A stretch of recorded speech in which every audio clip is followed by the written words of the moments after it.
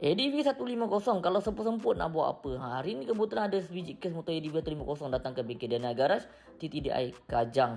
So motor ni bila aku try bawa, aku perasan kalau kau tengok meter dia, bila kau pulas dia akan drop terus macam dan tersengguk-sengguk. So aku suspect, tak tahulah, mungkin api ke minyak ataupun sensor motor ni. Sebab tu kita kena check dulu. So kita tolak dulu motor ni masuk ke dalam bengkel. Kalau dah motor injection mudah sikit. Benda pertama wajib kita buat ialah kita cocok FID lah. So kita nak troubleshoot, kita nak check ada apa-apa error keluar tak. Tapi untuk motor ni aku pakai mesin FID ni untuk aku nak check bacaan TPS dia. Adakah bacaan TPS dia normal ke atau tak normal. Jadi kita cabut bahagian bateri dan dia keluarkan soket FID dia, and then kita akan cocok. Dekat sini aku tunjuk kat korang cara nak tengok bacaan TPS normal ke tak normal melalui mesin FID ni. Mudah je aku ajar korang. Sebelum tu kita cocok dulu. So bila dah cocok, kau pilih bahagian Yamaha, Yamaha pula, ini Honda. So Yamaha Honda, and then kau check bahagian bacaan TPS. Normal bacaan TPS bila kau pula habis, makin lama dia akan makin naik sampai bacaan normal 70% ke atas. Tapi kalau kau perasan motor ni makin aku pulas, bila separuh dia naik sampai 40 lebih. Tapi bila aku pulas lagi dia makin drop sampai jadi 20 lebih bacaan dia. So memang tak normal lah. So aku dah suspect motor ni antara masalah dia ialah TPS. So kita dah jumpa masalah satu punca. Dah dapat detect masalah, benda pertama ialah kau cabut, kau tukar je lah TPS tu kan. Kau cabut full rest barang ni, and then kau cabut stick ni, bawa keluar.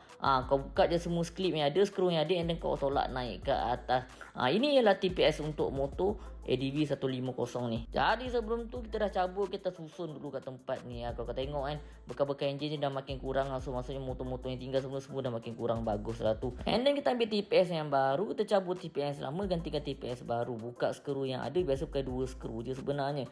And then cabut. Bila cabut tu pastikan o-ring dia kau ambil sekali. Biasanya o-ring kau dapat yang baru.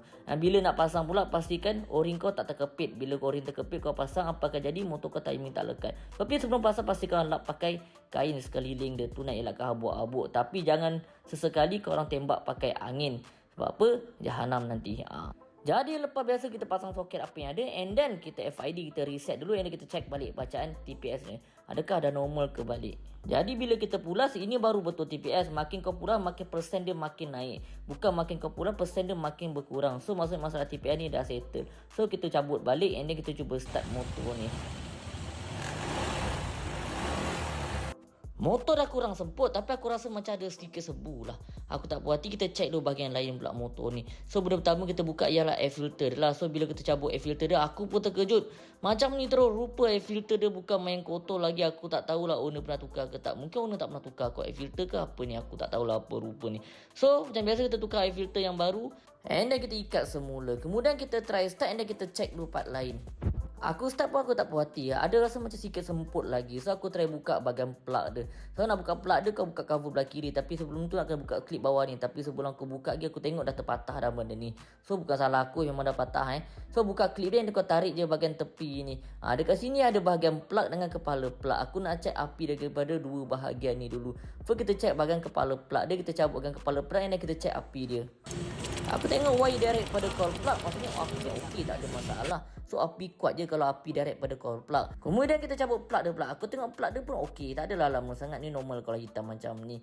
So kita check api plug ni pula. Aku perasan something wrong. Kejap kuat, kejap tak kuat. Jadi aku decide untuk tukar kepala plug yang baru. So bila aku lepas tukar kepala plug baru, aku try start, and then aku try rem. Dan result dia dah tak macam tadi. So bila kau punya respon pun dah okey, tak ada macam semput-semput macam tadi. Jadi confirm lah kepala plug jadi punca. So macam biasa nak double confirm, kita kena try juga motor ni. Kita bawa dulu, tak boleh nak check running motor ni dekat luar. Adakah check dia semput ke tak semput lah.